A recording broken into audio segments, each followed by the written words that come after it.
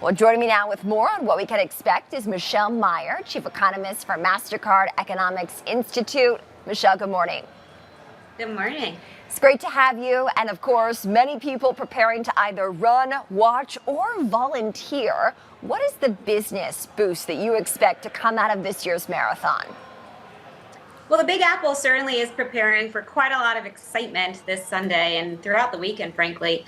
And we were really intrigued by that. We've been in the Mastercard Economics Institute studying events, whether it's sporting events or concerts or some sort of natural event in the economy, like the solar eclipse. And what we've done this time around is we've really focused on how the New York City Marathon will impact spending along the path of the marathon, particularly small businesses, particularly those small restaurants that see this big influx of activity. And we have the ability to do this because we can look at real-time spending trends, and particularly at a really hyper-local level.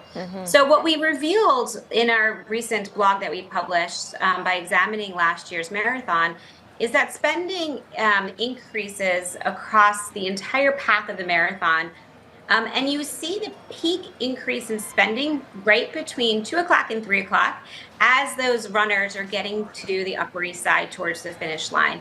And if you look at the boost to spending at small restaurants last year, it was in the order of about 40% relative to its underlying pace of growth. So it's quite impressive.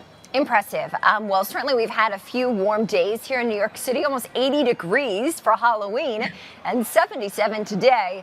But the weather is set to cool down a bit, of course, on Sunday. Forecast to be cloudy and 58 degrees. What role does the weather play in the economic activity that we can expect from spectators watching this event? Well, we didn't control for weather when we ran our analysis. So, potentially it's a challenge if you see people, more hesitant to go out and watch. But look, I think runners are committed. We see it over and over again, regardless of which cities, which time of year those marathons occur. Runners are out there, and supporters and spectators are as well. So my sense is that we will see quite a lot of activity this Sunday as well. Similar, potentially, what we saw last year when we examined the data. We've had a decent amount of economic data this week, Michelle, between the GDP report, inflation, the jobs data this morning. What is that indicating to you about the overall health of the consumer and their willingness to spend? So the data has been fascinating that's come out. So we just got the jobs report this morning, and the headline number was a bit soft in terms of non-farm payrolls, quite soft. But it was distorted. We know that there was the hurricane impact. We know that there was a strike.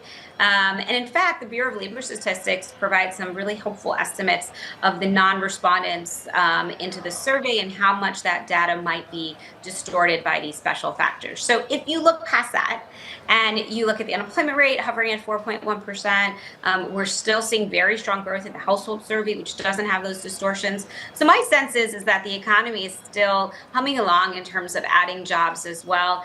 And if the GDP report earlier in the week was really quite consistent with that, a strong headline number, and what really stood out to me is consumer spending in real terms was up just over 3.5%, so in excess of that, showing that consumers are outspending and actually seeing more real volume in across the spectrum in terms of goods and services. Quantify, Michelle, if you can, just how much events like the marathon, like the Eras Tour, are driving overall economic growth.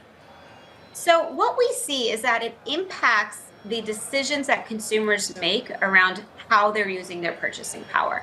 So what we've seen from the consumer in the last few years, really since the pandemic, is a really mindful consumer in terms of how they are out there engaging in the economy. And when there's these moments in time, whether it's to see a Taylor Swift concert or to see a marathon or to go to a sporting event, when it's meaningful, consumers are able and willing to spend. And it really shows that they are empowered right now. But they also, of course, have that support because of the economy that we're in, with GDP growth continuing to run above trend, job creation on a trend basis also in excess of where we had been prior to the pandemic. So they have that support from the economy to make those choices and engage in that experience economy. What other events on the horizon, Michelle, do you think could boost economic activity? Well, Taylor Swift is still out. She's so I think that's still a big story, and we certainly hear when her concerts come through smaller cities in particular, how tremendous it is in terms of creating an activity of tourists coming in, greater spending in restaurants, greater spending on lodging. But I also think in general, just the sports economy is really quite important now. There's so much enthusiasm, such a strong fan base, and people that really want to participate. So we are still seeing that economic activity coming out of sporting events. All right, Michelle Meyer, Chief Economist for Mastercard Economics Institute. Michelle, thank you. You got it. Nice to be with you today. Great to see you this morning.